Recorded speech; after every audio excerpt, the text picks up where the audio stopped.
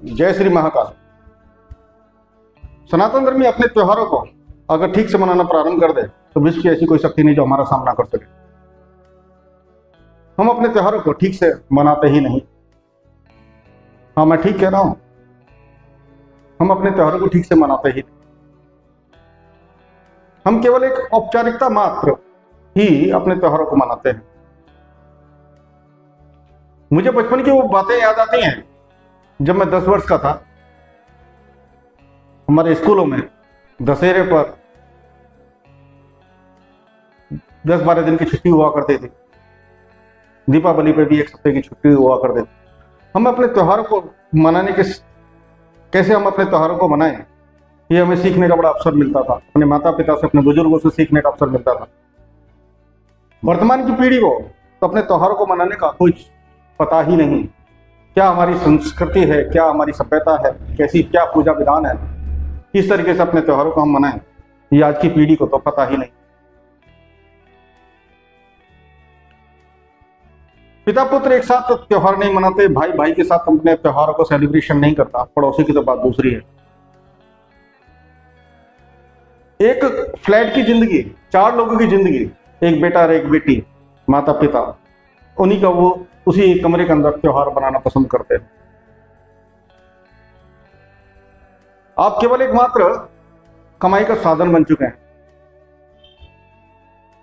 सरकारें किसी की भी हो, वो आपके त्योहारों से धन अर्जित करती है, और वो लोग भी अर्जित करते हैं जो आपको तोड़ना चाहते हैं, मिटाना चाहते हैं, बांटना चाहते हैं, आपका अहित करना चाहते हैं, और इस देश को दूसरे रूप में परिवर्तित करना चाहते हैं। एक उदाहरण के रूप में मैं कहूंगा, दीपावली पे सभी ने अपने घर की सफाई तो की होगी। कम से कम 100 रुपए का कबाड़ा तो बेचा ही होगा। 80 करोड़ के हिसाब से अगर मैं छोटे से छोटा भी आंकड़ा लगाऊं तो 5000 करोड़ रुपए का अपने कबाड़ा बेचा। उन लोगों को आर्थिक मजबूती प्रदान की जो आपको तोड़ना चाहते हैं, जो आई लव बोलते हैं, सड़कों पर आकर के अराजकता फैलाते हैं और दीपावली अराजकता फैलाते हैं। बागपत की घटना, एक छोटी सी बच्ची ने पटाखा चला दिया तो उनकी भावनाएं में बड़ी जल्दी आहत हो जाती हैं, और अलीगढ़ के अंदर 8 मंदिरों पर पुनः आई लव लिख दिया गया। आर्थिक रूप से वे आपसे मजबूत होते हैं क्योंकि आप ये त्योहार हैं उनके लिए ही बनाते हैं।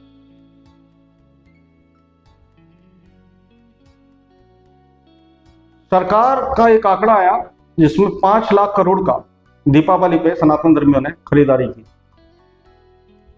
15 लाख लोगों को अस्थायी रूप से आजीविका चली। दशहरा और धनतेरस की बात तो अलग है, और त्योहारों की मैं बात करता ही नहीं। उसमें 80% उन लोगों को लाभ हुआ जो हमें मिटाना चाहते हैं। ऐसे लोगों को जो हमारे प्रधानमंत्री, गृह मंत्री और मुख्यमंत्री योगी आदित्यनाथ जी को अभद्र शब्दों से संबोधित करते हैं और गाय माता को खाने की बात करते हैं। मैं ये नहीं कहता कि सरकार उनका इलाज नहीं करेगी, इलाज तो उनका कर दिया होगा, मगर ये बार बार ये वही लोग हैं जो हमारे ही त्योहारों से, हमारे सेलिब्रेशन से, हमारी कमजोरियों से वो लाभ उठाते हैं। और हमारी कमजोरी क्या है?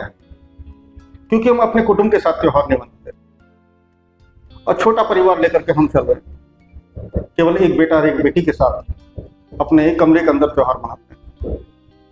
और जो 5 विकार हमें जो नष्ट करने पे आगे बढ़ रहे हैं, जो स्वयंवाद, संगठनवाद, जातिवाद, क्षेत्रवाद, भाषावाद,